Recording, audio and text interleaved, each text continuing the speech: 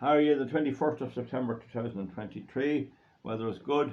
This is Yellow Man here, the Yellow Man. It's a long time ago since you'd hear the old people saying, and I heard my own grandmother, God be good to her, say, the Yellow Man will someday rule the world. The Chinese would rule the world. That was in prophecies and things too. And there's an awful lot to indicate that that's what's happening. Now, a number of things are of interest. This is just hard information. China has recently signed a 27-year deal, with Qatar for gas, liquefied natural gas. So here is, in the middle of all this climate baloney, they're not going to be stuck for gas anyway. I have long since suggested that the China and Russia may have put the whole West mad on this green climate change thing for no other reason than to weaken them. So anyway, 27 years supply of natural gas from Qatar, and that shuts off that gas from other sources. I mean, Europe's going around looking for it. It's not going to get it there. It will still get some. Now, the other thing is that America is financed by lending from outside inside and outside America, and the amount of foreign investment has increased from 7.5 trillion to 7.6 trillion over the last few months.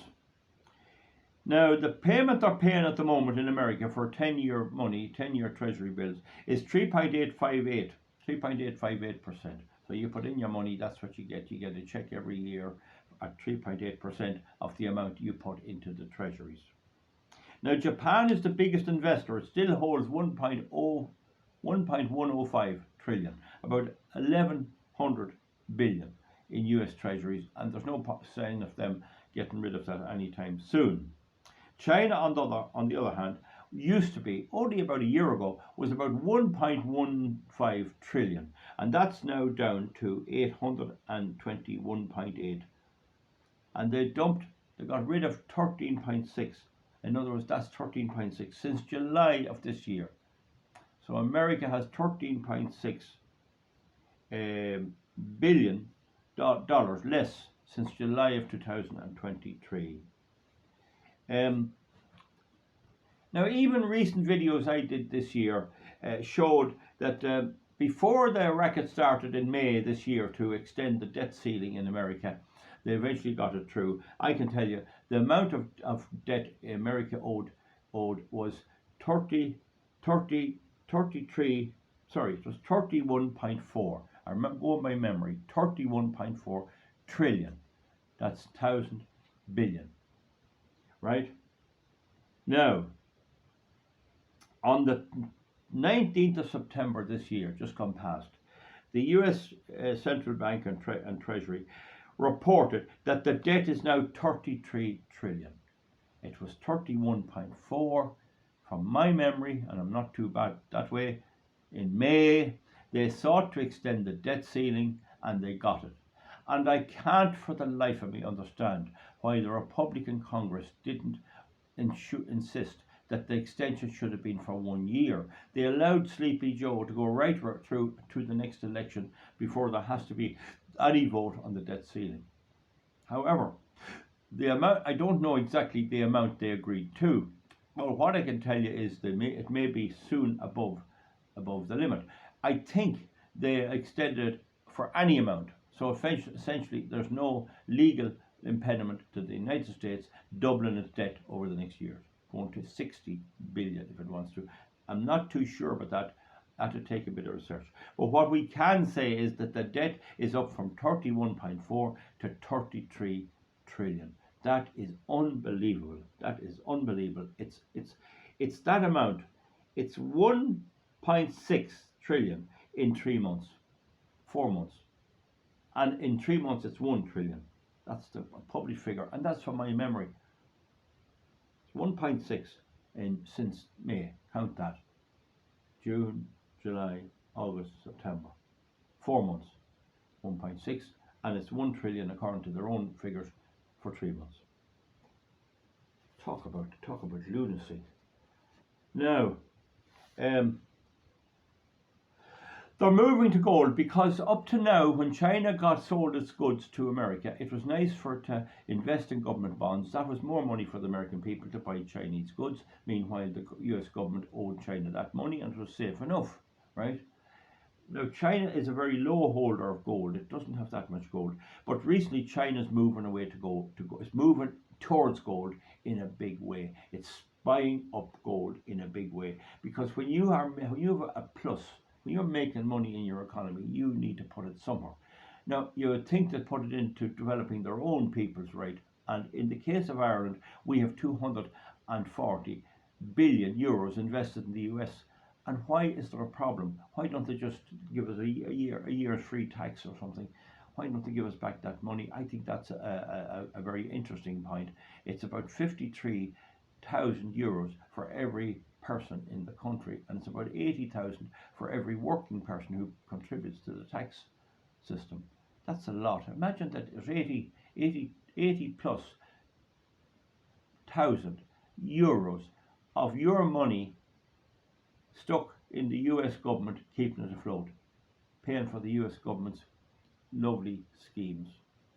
Imagine if you're a working person. Somebody said here he drives a digger in a quarry. Imagine if you're a working person.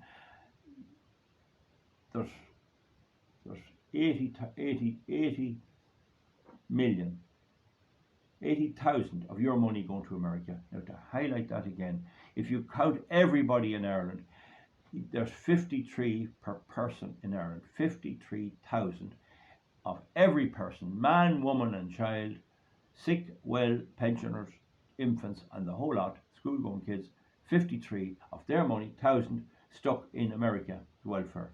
If you're working, like our friend on the digger or the bucket, the shovel or whatever it is, if you're working, it's 80,000 per person, because the people who are not working are not contributing to the Irish exchequer. Do you understand? They're net recipients. So you're paying for that, your own people, but you're also paying to run the American economy. Now, what I cannot tell you, has America anything invested here? I doubt it. They just keep everything over there. Anyway, now gold only represents 4% of Ireland of China's reserve. Gold only represents 4% of China's reserve. And JP Morgan specialists are predicting a terrible crisis, an unbelievable crisis. When you consider that that 1.6 thousand billion was added to the debt in 4 months in the United States, and Japan is still lending to them. The UK has cut a bit. Ireland, of course, is keeping a stake in there. Oh, we not let you down because you stuck to away the great fear and the famine. Somebody give us money. Oh no, God, we not let you down now there. They can't even build the children's hospital. Okay, so that's the story there. Now, the World Economic Forum was told, they're a queer crowd, let me tell you, but they were told that Saudi Arabia wants to depart from the dollar and Iran wants to do the same. And the EU and Japan, and the UK, Switzerland and Canada have formed a consortium to try and move away from the dollar. People are afraid. I think in America, there's a huge move to gold and silver. I believe these things will go up big time in value, because countries can no longer rely on America to pay them back. And anything can happen. Anything can happen in America. It's just unbelievable, the mayhem with migration and everything else. And there's nobody working. All of the factories and all of the production is moved out. Same in Germany too, and in a large way the UK. They've driven out industry, making little of it, and telling young people it's not nice, it's guilty, and it's wrong and dirty to be a mechanic or an engineer or anything like that. And they've driven the people away, so they're just a service-based economy. Now, that's kind of the story, folks. I know that a lot on the internet is full of all this, but it's happening. It definitely is happening. And then China's faced with the spectre that if they get into trouble with the United States and fall foul of the United States, they'll do the same as Russia. They'll take that 820 billion away from China and spend it themselves. The US is starving for money. It is starving for money. It can print a certain amount, and it is doing so. It'll print and print and print. But if it's starving for money and it dislikes Russia, well, the obvious thing is seize the money and spend it. Next thing it'll be China. If there's a racket with China and there's tension building up with China, the next thing it'll be grab that $820 plus billion and spend it on their own goodies and their own war, and spend it on beating China in a war, which is something which is horrific. The Guardian has a report today that President Trump, the candidate for the next election, made a mistake. He's accused Biden of trying to start World War II, and they're making a big deal that Trump didn't know there was already two world wars, World War I and World War II. And that's true. And it's true, Biden or Trump probably made a slip of the tongue. He probably made a slip of the tongue. And that's what they have the half of the Guardian newspaper on. Oh, he's missed. Oh, he's gone up here. He can't even remember. You can see even in my videos, I make the occasional slip. When you're talking to people like that, you have to be very careful. But you will make slips. You will make slips, and you just have to roll back and say, sorry, I got it wrong. I got it wrong. Like, the point about it is, the working man in Ireland, if you don't count the non-working people, has 80,000 euros stuck into financing the American government. And if you count everybody, including the working man and the non-working man and woman, it's 53,000. And you see, I got that kind of confused, and that can happen. That doesn't indicate anything. We're dealing with a lot of figures here. It just shows the sourness that's there. So that's the story to keep you up to date with the international position. I say Biden has very little say. There's somebody else running the show, but they're not up to much either. They're fanatical left-wing global climate change, all this cultural Marxist wokeism. They are unbelievable stuff.